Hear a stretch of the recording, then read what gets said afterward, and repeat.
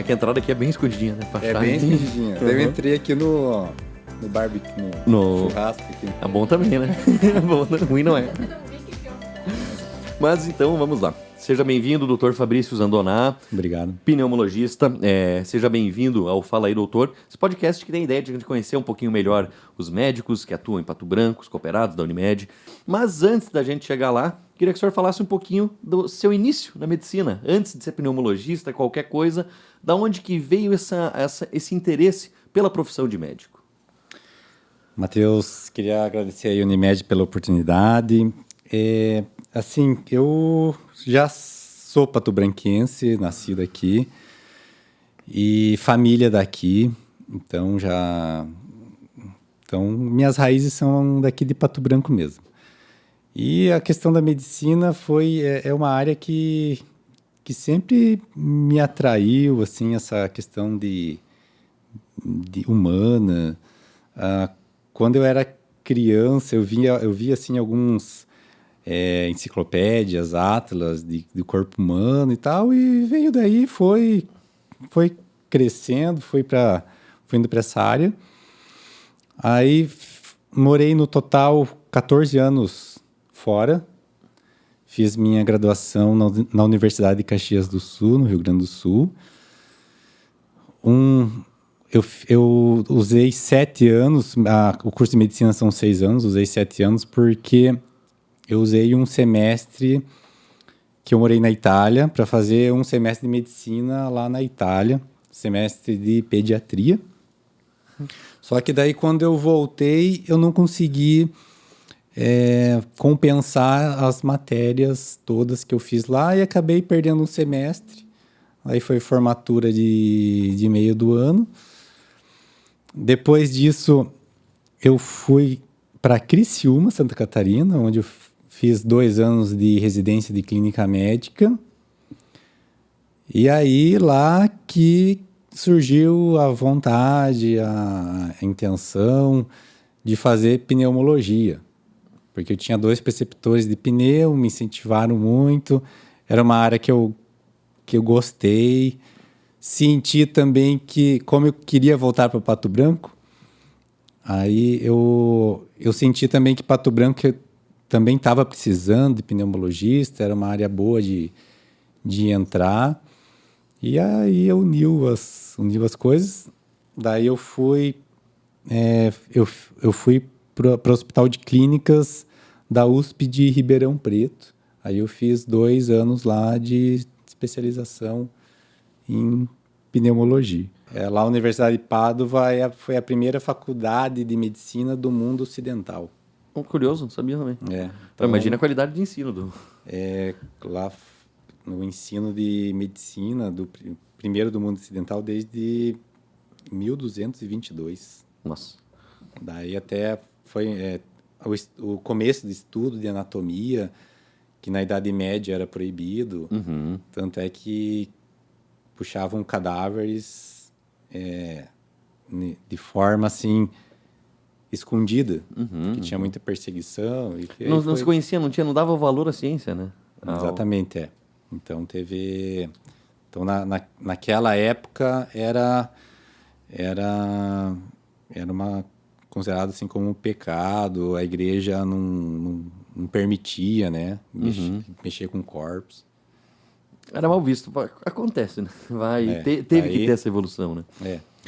Daí aos poucos foi abrindo, né, a ciência, assim, pra... E voltando, né, falando agora do pneumologista em si, da sua figura, a especialidade que você escolheu, então, para seguir, qual que você acha, assim, os principais desafios que quando envolvem a pneumologia? Na minha área, na pneumologia, tem a rotina dos pacientes, assim, de consultório, aí da asma, DPOC, outras doenças de vias aéreas, fibrose pulmonar, doenças infecciosas. Só que na pneumologia é uma área clínica, é uma especialidade da clínica médica, que clínica médica é tudo que não é cirúrgico, ortopédico, pediátrico, ginecologia, obstetrícia, É a clínica médica que cuida assim, da saúde do adulto. E dentro dessa especialidade, uma é a pneumologia. E é uma especialidade que precisa interna bastante pacientes. Então, são pacientes, muitas vezes, com doenças crônicas graves e é bastante hospital dependente. Então, tem muitas internações. E tem outras especialidades que não precisa internar tanto, né? Mas pneumologia, quase sempre eu estou com paciente internado nos hospitais. Então, tem bastante internação. Não que isso é um problema, mas eu tenho um pé no hospital e um pé no consultório. E desafios também agora que ficou bem aí evidente em caso de pandemias, né? Então, geralmente pandemias de vírus afeta a parte respiratória. Então, quando acontece esse tipo de coisa, é demandado, né? Qual essa que a gente está vivendo agora, principalmente do Covid, né? Que afeta diretamente os pulmões. E quando você teve muitos casos complexos, você podia citar algum caso, assim, claro, respeitando a identidade do paciente, mas citar algum caso que foi marcante para você, tanto positivo ou quanto negativo?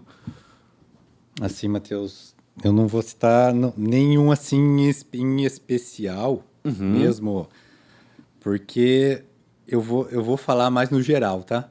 Perfeito, fica bem à Então, vontade. foi para os pneumologistas em geral, foi e muitos médicos da linha de frente, foi uma guerra. Então, foi uma guerra, morreu muita gente, muitos pacientes. E o Covid grave, chega uma hora que não tem muito o que fazer, né? E a partir do momento que o paciente é entubado, que não tem mais recurso para manter a oxigenação do sangue, quando o pulmão chega a um ponto que não funciona mais por conta mesmo com ventilação não invasiva, oxigênio, a partir do momento que é entubado, a mortalidade em média é 20%. A mortalidade, a sobrevida, quer dizer, sobrevida é de 20%. Muito pouco. 80% de chance de acabar falecendo. Morreu muita gente, a gente foi assim, uma guerra mesmo. Foi muito trabalhoso. No hospital policlínica, de médico que internava Covid, praticamente era eu e o Dr. Daniel Nascimento, que também se envolveu bastante. Graças a Deus, conseguimos salvar muita gente. Então, não é só esse ponto negativo, mas o positivo de salvar muita gente. E foi, assim, muito emocionante, porque, assim como tinha casos muito tristes, que a gente acabava perdendo, família desesperada, muitos casos, assim, frustrantes, do ponto de vista que a gente não conseguia oferecer mais e acabava perdendo. Muitos casos felizes, pacientes que quase morreram, sobreviveram, muitos casos felizes. Era sempre uma emoção quando o paciente dava alta, casos graves. Então, quando vive num ambiente desses, em que muita gente está morrendo e sobrevivendo, mexe bastante com o emocional, com o psicológico. E, graças a Deus, isso melhorou agora.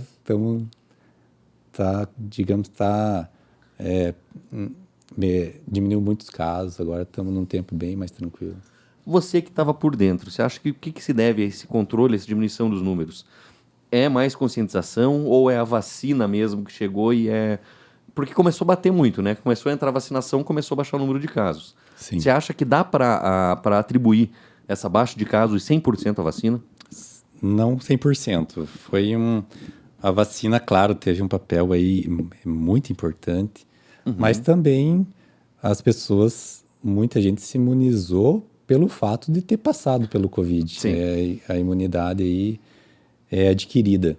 Verdade. Mas associado à imunidade adquirida e a vacinação, aí começa a criar uma imunidade aí da maioria, e o vírus não consegue, ele não consegue se difundir. porque daí bloqueia. Uma pessoa já está imunizada, seja adquirida ou vacina ou ambas, bloqueia a transmissão. Aí o vírus não se propaga. Só que isso é o que a gente está vendo, por exemplo, na Alemanha, na Europa. Uma quarta onda, bastante casos atualmente. A Alemanha está num pico, a onda agora está maior que já esteve, só que com uma mortalidade menor, graças à vacinação e essa imunidade de rebanho. Muita aglomeração, muitas pessoas anti-vacinas que não se vacinaram e acabou tendo essa nova onda. Aqui no Brasil, nós estamos proporcionalmente mais vacinados do que na Europa em geral. Uhum. Então, esperamos que essa quarta onda aqui seja menor. Mas a previsão é que logo chegue aqui também. Não, vai ter mesmo essa quarta onda, então, não tem como escapar. É difícil dizer porque a gente está bastante imunizado aqui. A gente Uhum. atingiu uma porcentagem, se eu não me engano, de imunização completa de 70% da população. Posso estar enganado. Mas é uma imunidade bem boa aqui no Brasil. Uhum. Então é provável que tenha uma quarta onda, não tanto igual a que está tendo lá na Europa, e com a mortalidade menor também. Então essa aqui é a previsão. E agora que você está citando, né? Por exemplo, lá, está aumentando o número de casos, mas baixando a mortalidade. Você acha que a tendência do Covid é que ele vai virar uma gripe, vamos dizer assim, uma doença que vai estar aqui todo ano, a gente vai ter que tomar o imunizante, todo ano vai ter que continuar se cuidando. Ele é um vírus que veio para ficar, não vai mais sumir, não vai ser erradicado. Essa é a tua visão, assim, ou a visão dos pneumologistas, dos médicos em geral é essa? Sim, o coronavírus ele já existia, né? Sim, era conhecido, tinha infecções em crianças, em animais. Só que aí teve essa mutação, que a gente não sabe exatamente se ocorreu de forma natural ou em laboratório. Até hoje isso não ficou muito esclarecido, porque as grandes potências, como a China, eles têm laboratórios de microbiologia avançados. Então, não se sabe assim, se isso foi de laboratório ou uma mutação natural. E, no fim, esse coronavírus, ele ficou mais agressivo, mais virulento, mais letal, e ele está aí. Só que, vamos fazer um comparativo. Lá no início do século passado, teve a pandemia a gripe espanhola. Uhum. A gripe espanhola, ela matou 50 milhões de pessoas. Uhum. O Covid, essa pandemia, matou em torno de 6 milhões. Então, a gripe espanhola matou muito mais. Uhum. Só que a gente tem que considerar algumas coisas. Não tinha os recursos médicos. Enfim, não teve vacinação na época. E matou 50 milhões de pessoas em 2 anos. E depois o que aconteceu? Criou uma imunidade de rebanho e as pessoas pararam de morrer de gripe espanhola. Então, esses vírus, ciclicamente, acabam tendo esse tipo de pandemia, acaba matando muita gente e depois cria uma imunidade de rebanho, infelizmente, acaba morrendo pessoas mais susceptíveis. Só que a humanidade acaba superando isso, né? Com muitas vítimas, acaba superando. E é provável que vai ocorrer, daqui a gente não sabe quanto tempo, vai ocorrer mais uma pandemia, seja por outro vírus. Uhum. É natural, afinal, os vírus estão aqui. Isso, diferente do que muitos pensam, não é a primeira vez que acontece na humanidade. Isso aí a gente já viu essa história. A gente já passou por isso. E a ciência, já antes de acontecer essa pandemia de Covid, já tinha conhecimento que uma hora ia ter uma pandemia de grandes proporções. Tá? Teve algumas menores antes dessa pandemia, teve epidemias, teve lá a epidemia de H1N1, gripe suína, gripe aviária, e essa de Covid agora que teve muitas vítimas, mas esses vírus, eles estão entre os humanos sofrendo mutações. Então, é uma força assim, da natureza que a humanidade tem que lidar, né? Agora, cada vez mais, a ciência tem mais armas assim, para acabar protegendo as pessoas. E a vacinação é uma delas. É que a gente não tem noção, né? Mas a gente não é os donos do planeta, né? A gente está dividindo espaço aqui com muitas outras espécies, como o vírus, né? Infelizmente acontece como acontece a pandemia, não é bom para ninguém. Mas como você falou, né? A gente tem que estar preparado, ciente, pelo menos disso. E já era previsto, Matheus. Então, uma hora ia acontecer uma pandemia e não vai ser a última. Sim. E vai ter, como você falou, vai ter outra de novo. Né? E uma coisa curiosa, que talvez seja uma diferença do Covid ou algo que está se observando agora. Como ele aconteceu muito rápido, foram feitos poucos estudos, me corrija se eu estiver errado, mas a respeito dessa mutação em cima do SARS-CoV, né? Dessa do Covid-19. Então, muitos sintomas, muitas sequelas da doença, pode ser assim, que nem se imaginava que teria, estão sendo observadas em pacientes, né?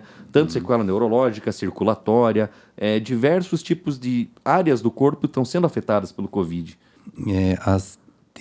Essa síndrome pós-Covid, os sintomas pós-Covid, eles são muito variados. E é uma coisa que é nova também na medicina. Então, mas tanto sequelas neurológicas, cardiovasculares, pulmonares, intestinais, de fígado, de medula óssea, de pele, de cabelo. Então, o pós-Covid, eu vou falar alguns sintomas aí comuns. Além a mais conhecida e bastante marcante é o cansaço pós-Covid, fadiga pós-Covid. Eu tenho paciente de mais de 1 ano já que teve Covid e ainda tem cansaço para fazer esforço. Tem cansaço, fadiga pós-Covid, mais de 1 ano. Pulmão já está limpo, não tem nenhuma lesão no pulmão, coração tá bom, mas a pessoa ainda está cansada. Porque o Covid ele afeta o corpo como um todo, musculatura, nervos, então é uma fadiga pós-Covid. Essa é a mais marcante. Uma bem característica é a anosmia, falta de cheiro. Pessoas já há mais de 1 ano já não voltaram ainda a sentir cheiro, gosto, ageusia. Insônia, ansiedade, depressão, transtorno do estresse pós-traumático, queda de cabelo, perda de apetite. Então são sintomas aí que bem comuns aí do pós-Covid e às vezes muito tempo que dura. Meses, mais de anos às vezes. E bem variados, né? Como você falou ali. E tem alguma explicação científica? Assim, a ciência já chegou a algum consenso sobre o porquê esses sintomas são tão variados e por que ele afeta, digamos, como você falou, a pessoa não tem mais... O pulmão já está limpo, o coração está limpo. Por que ela ainda tem esse cansaço? Já tem um consenso já sobre isso? Esse cansaço, ele é pós-infeccioso, ele não é exclusivamente do Covid. Então, outras infecções é uma resposta do corpo. Entendi. Então, já outras infecções, algumas delas, quando são muito intensas, elas podem deixar um cansaço. É uma agressão que o corpo sofre e até fazer toda a regeneração, toda natural, demora. Então, pode demorar aí mais de ano. E você acha que agora, assim, que já tem a vacina, os números já estão diminuindo, a mortalidade, pelo menos, do vírus já está diminuindo, vai ser continuado, vai aumentar o estudo em cima do SARS-CoV, do Covid-19 em si, talvez para entender melhor a origem, entender como essa mutação ocorreu? A pandemia, de Covid, ela agregou muito, assim, ao conhecimento de ciência, foi estudado, teve bastante, assim, conhecimento agregado, né, de fisiopatologia, biologia e viral. Então, teve muito estudo. Nunca uma doença infecciosa foi tão estudada em tão pouco tempo. Então, teve milhares e milhares de estudos dos mais diversos. Então, foi bastante estudado, documentado. E já está bastante esclarecido. Agora, um conhecimento que também que foi muito estudado sobre vacinas. Então, nunca foi feito vacina tão rápido.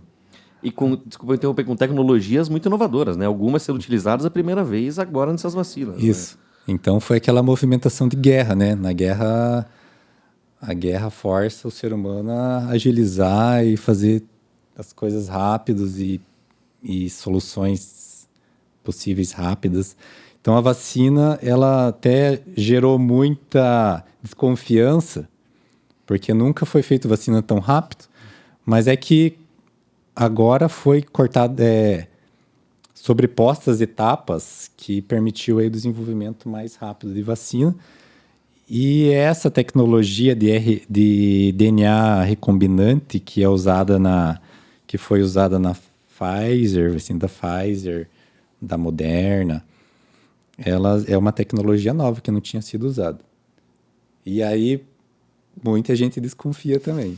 Então tem muitas pessoas anti-vacinas, isso no mundo inteiro, mais ainda na Europa, nos Estados Unidos, muita gente desconfiada porque por ser uma tecnologia nova, falando dessa em específico, aí pensando que não,